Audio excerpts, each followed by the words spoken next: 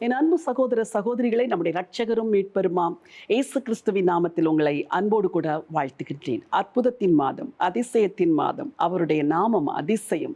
ஆகவே நமக்கும் அவர் கட்டாயம் அதிசயம் செய்வார். அதிசயத்தை பெற்றுக்கொள்ளுகிற பாதையிலே நீங்கள் நடந்து சென்று கொண்டிருக்கிறீர்கள். விசுவாசம் நாளுக்கு நாள் வளர்கிறது, ஜெபம் நாளுக்கு நாள் கூடுகிறது, கர்த்தரை பற்றிய அறிவு உங்களுக்கு நாளுக்கு நாள் வளர்கிறது. ஆகவே அற்புதங்களும் நாளுக்கு நாள் அதிகமாக நிச்சயமாய் நடக்கும். சரி, அற்புதங்களை பெற்றுக்கொள்ள நீங்கள் கற்றுக்கொள்ள வேண்டிய இன்னொரு காரியத்தை குறித்து உங்களோடு கூட பகிர்ந்து கொள்ள விரும்புகிறேன். 1 யோவான் 5ஆம் அதிகாரம் 14வது வசனம். நாம் எதையாகிலும் அவருடைய சித்தத்தின்படி கேட்டால் அவர் நமக்கு செவி கொடுக்கிறார் என்பதே அவரை பற்றி நாம் கொண்டிருக்கிற தைரியம். நாம் எதை கேட்டாலும் அவர் நமக்கு செவி கொடுக்கிறார் என்று நாம் அறிந்திருந்தோமானால் அவரிடத்தில் நாம் கேட்டவைகளை பெற்றுக்கொண்டோம் என்றும் அறிந்திருக்கிறோம். இந்த வேத வசனம் அழகாய் சொல்கிறது, நாம் எதையாகிலும் அவருடைய சித்தத்தின்படி கேட்டால் அவர் நமக்கு செவி கொடுக்கிறார் என்பதே நாம் அவரை பற்றி கொண்டிருக்கிற தைரியம். எப்படி கேட்க வேண்டும்? சித்தப்படி கேட்க வேண்டும். இன்னைக்கு அநேகர் கேட்கிறார்கள், ஆண்டவரே எனக்கு அதைத்தாரும், ஆண்டவரே எனக்கு இதைத்தாரும், அப்படியாக வேண்டும், இப்படியாக வேண்டும். இல்லை, எதை கேட்டாலும் உங்கள் சித்தத்தின்படி எனக்கு தாங்கப்பா, உங்கள் சித்தத்தின்படி எனக்கு செய்யுங்க. விசுவாசிகள் தங்கள் வாழ்க்கையிலே கவனமாக இருக்க வேண்டிய ஒரு பகுதி தேவ சித்தத்தின்படி ஜெபிக்க வேண்டிய ஜெபம். உங்களுக்கு அது தேவ சித்தம்தான் என்று வசனத்தின் மூலமாய் உறுதி வர வேண்டும். 2வது, உங்கள் மனதிலே ஒரு பெரிய சமாதானம் இருக்கும் தேவ சித்தம் என்றால். 3வது, அந்த ஜெபக்குறிப்பை பிறருக்கு சொல்லும் பொழுது எல்லாரும் அதை ஏற்றுக்கொள்வார்கள்.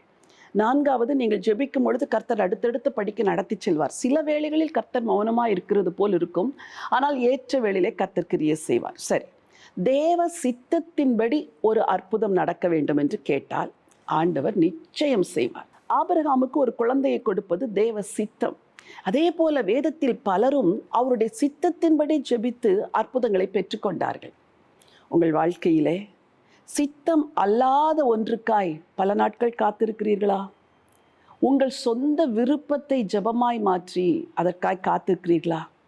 இன்றைக்கு எல்லாவற்றையும் பலிபீடத்தில் வைத்துவிட்டு, ஆண்டவரே, இதுவரைக்கு இது நடக்க வேண்டும் நடக்க வேண்டும் நடக்க வேண்டும் என்று நான் ஜெபித்தேன், இன்றைக்கு நான் எல்லாவற்றையும் உடைய பலிபீடத்தில் வைக்கிறேன், உமக்கு சித்தமானால் எனக்கு இதை வாய்க்க பண்ணும், சித்தம் இல்லை என்றால் தடுத்து நிறுத்திவிடும் ஆண்டவரே என்று ஜெபம் செய்யுங்கள்.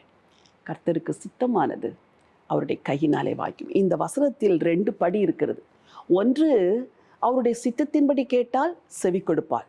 2வதாக, விசுவாசத்தின் அடுத்த பகுதி. அந்த அடுத்த பகுதிக்கு நேராக நீங்கள் வளர்ந்து சென்ற பிறகு உங்கள் இருதயத்தின் விருப்பமே அவர் சித்தமாய் மாறிவிடும். சித்தம் அல்லாத ஒன்றை நீங்கள் விரும்பவே மாட்டீர்கள். இது விசுவாச வாழ்வின் அடுத்த படி.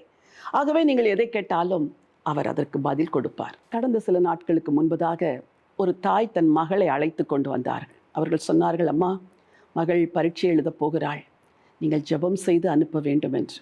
அந்த குடும்பம் ஆண்டவரை அறியாத ஒரு குடும்பம். இந்த 2 பிள்ளைகள் மட்டும்தான் கர்த்தரை அறிந்திருந்தார்கள். சரி என்று அந்த மகளுக்கு நான் ஜெபம் செய்தேன். அந்த வாலிப மகள் முழங்கால் படியிட்டு கண்ணீரோடு ஜெபித்ததை பார்த்தால் எனக்கு ஆச்சரியமாக இருந்தது. நான் சொன்னேன், நல்ல மதிப்பெண்களை கொடுத்து இவளை உயர்த்துங்கப்பா இவர்கள் ஜனத்தின் நடுவிலே என்று. நல்ல மதிப்பெண்களை கொடும் என்று சொன்ன அந்த ஜெபத்திற்கு ஆண்டவர் எப்படி கொடுத்தார் தெரியுமா? 2 சப்ஜெக்ட்லேயே அவள் சென்டம் எடுத்தாள்.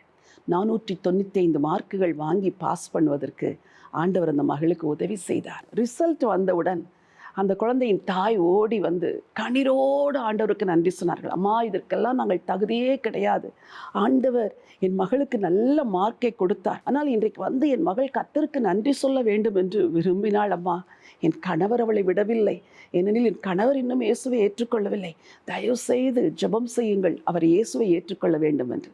அவளிடத்தில் சொன்னேன், இது ஒரு பாடம். இதை பார்க்கிற உன் கணவர் நிச்சயமாய் நீ ஆராதிக்கிற தேவன் ஜீவனுள்ள தேவன் என்று அறிந்திருப்பார், ஆனால் வெளியே சொல்லவில்லை என்று சொன்னேன். பிரியமானவர்களே, அந்த மகளுக்கு ஆண்டவர் அற்புதமான மதிப்பெண்களை கொடுத்து அவளை ஆசீர்வதித்து உயர்த்தினார். ஏன் தெரியுமா? ஆரம்ப காலங்களில் இது உம்முடைய சித்தமா, உம்முடைய சித்தம் இல்லையா என்று கேட்டு கேட்டு கேட்டு நான் ஜெபித்து பல காரியங்களை பெற்றுக்கொண்டேன். இப்பொழுது மக்களுக்கு நன்மை செய்வது தேவ சித்தம் என்று ஆழமாய் அறிந்திருக்கிறபடினால் ஒரு சிறு ஜெபத்தை செய்தால் கூட அந்த ஜெபத்திற்கு பதில் வருகிறது. மக்கள் ஓடி வருகிறார்கள், எனக்காய் ஜெபியுங்கள் ஜெபியுங்கள் என்று. நான் ஆச்சரியப்படுவேன், இது என்ன எல்லாருக்கும் ஜெபம் செய்யும் பொழுது ஆண்டவர் நன்மை செய்கிறாரே என்று. ஏன் தெரியுமா? ஜனங்களுக்கு நன்மை செய்வது தேவனுடைய சித்தம். அந்த சித்தத்தின்படி ஜெபிக்கும் பொழுது ஆண்டவர் அற்புதத்தை செய்கிறார். நீங்களும் சித்தப்படி ஜெபியுங்கள். நாட்கள் ஆக ஆக கர்த்தருடைய சித்தம் மட்டுமே உங்கள் விருப்பமாய் மாறிவிடக்கூடிய அந்த உயர்ந்த நிலைமைக்கு தேவன் உங்களை அழைத்துச் செல்வார். சித்தத்தின்படி ஜெபித்து அற்புதங்களை பெற்றுக்கொள்ளுங்கள். ஜீவனுள்ள தேவனே, நல்ல ஆண்டவரே, நாங்கள் எதையாகிலும் உடைய சித்தத்தின்படி கேட்டால் நீர் எங்களுக்கு செவி கொடுக்கிறவரப்பா. உங்கள் பிள்ளைங்க வாழ்க்கையில் ஆண்டவர் எத்தனையோ காரியங்களை கடந்த நாட்களில் தங்கள் விருப்பத்தின்படி கேட்டார்கள். அதையெல்லாம் இன்றைக்கு பலிபீடத்தில் வைத்துவிட்டு இனிமேல் உம்முடைய சித்தப்படி கேட்டு உம்முடைய விருப்பத்தின்படி ஜெபித்து காரியங்களை பெற்றுக்கொள்ள நீர் உதவி செய்ய வேண்டும் என்று சொல்லி ஜெபம் பண்ணுகிறேன் அப்பா. உம்முடைய கரம் கூட இருக்கட்டும். ஆண்டவர் இயேசுவின் நாமத்தில் பிதாவே, ஆமென். பிரியமானவர்களே, ஆண்டவர் உங்கள் ஜெபத்தை கேட்கிறவர், உங்கள் விண்ணப்பத்திற்கு பதில் தருகிறவர். நிச்சயமாகவே சித்தப்படி கேட்கும் பொழுது பதில் கிடைக்கும். இந்த நினைவோடு இந்த நாளை துவங்குங்கள். இந்த நாள் ஒரு வெற்றியின் நாள். God bless you.